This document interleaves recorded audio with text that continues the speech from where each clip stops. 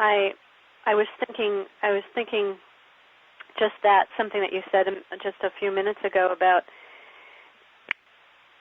the courage that is needed to really follow one's conscience. Mm-hmm. We ask the students to inquire, to do this kind of self-inquiry, and they may have epiphanies and awakenings and emotions, feelings, new ideas come to mind, and then they return to their climate, their culture, their family, their school, their workplace that doesn't support these. And this is a ongoing theme we found throughout the transformation study, that like-minded, and why like-minded community is so important to nurture these new understandings and experiences into manifestation or a core way of being. And it really does take the courage you're talking about. So I think of leadership as being in part helping to instill the willingness to stand by your heart, to have that courage in the face of being surrounded by other people that don't share your view.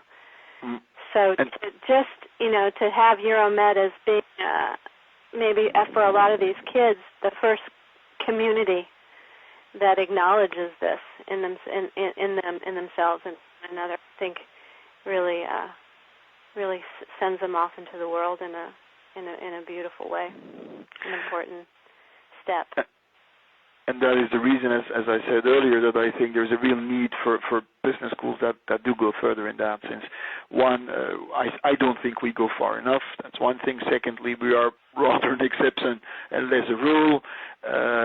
I think there is a real future and a real need for what I still would like to call a business school, what some would maybe not even call a business school anymore in the classical sense, but for me it would be a business school training leaders for the business community, for organizations, for NGOs, etc. Yeah.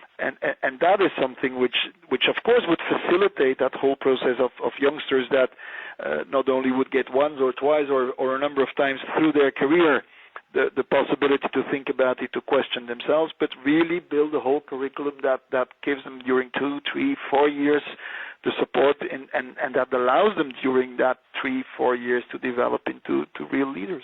Mm-hmm. It's like Willis Harman said in Global Mind Change, that corporations are the first true global citizens, and they need to be responsible for the whole, so that these young people quite naively are stepping into positions of great potential power to transform their communities. And I don't know that it was the first thing they were thinking of when they took on this career, but it is the potential.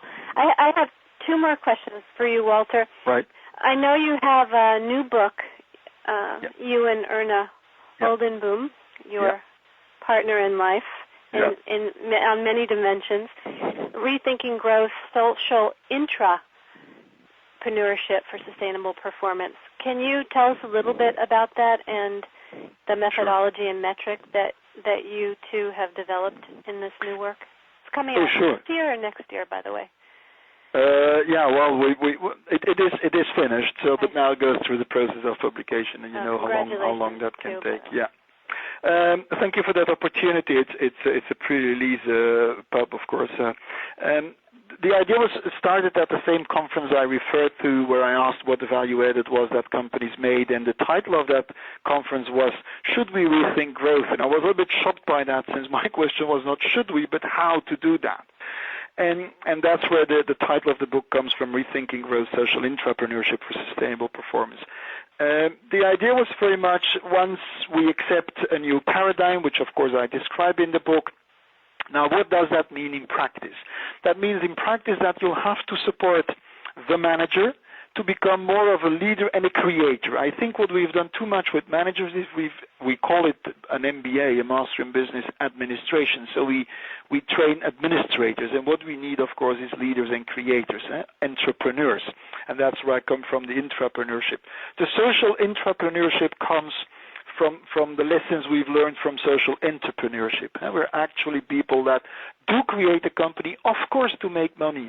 Social entrepreneurship is not something which is free. I mean, it is not just some people that run charities.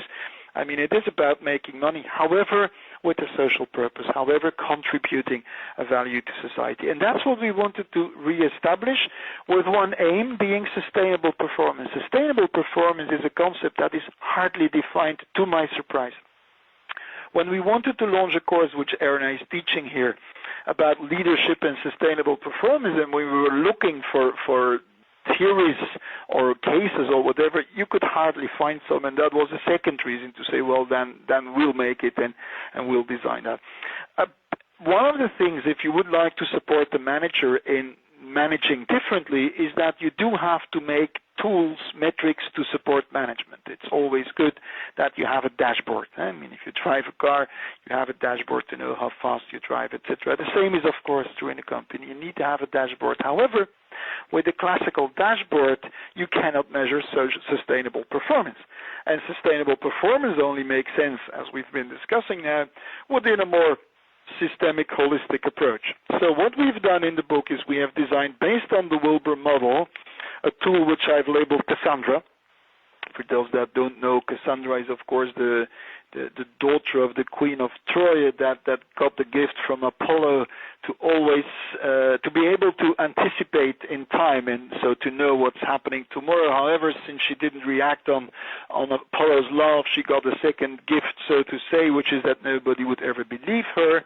So she's always right, but nobody believes her, and that I thought was nice, symbolic for the metric. And by the way, she had said that they shouldn't take the horse of Troy inside Troy, and nobody believed her, and you know how it ended. So that's the name of the tool, and you can find that, by the way, on my blog, so it's freely available if you'd like to use it. The idea is that we translate the four Wilber quadrants, the four balls, values, personal development, mechanistic performance, systemic performance, into 80 questions, basically. And it positions you on, there are two versions. There's one for corporate analysis, there's one for personal analysis, and it positions you where you are in your path to sustainable performance. One, in personal development as a leader, as a manager for your personal development. The other one, what is the sustainable performance potential of your company, right? And it is a tool that, as always, the more honest you are in the answers, the more it helps you to position, and the more it allows you to lay down a possible path for walking. And that doesn't mean that you have to follow that path. It means it gives you a direction, and then you can follow it up each time using that path. So basically, the whole concept is we really should make a shift in our managerial style, in the purpose of companies that often is nothing more than get sold more and get a good financial performance in order to be able to pay a decent dividend, but rather go into the concept of social entrepreneurship, but inside the company, so social intrapreneurship, and that with one purpose being sustainable performance. I don't know whether I have been clear, but I've tried to summarize the book in a few minutes. Thank you. I look forward to reading that book. It sounds wonderful, and I really found great value in the Cassandra model when we used it at Euromed. It was something the students could sink their teeth into, and then immediately immediately make the connection between their own personal development and applications to their workplace. Indeed. It was very useful, yeah. Angela,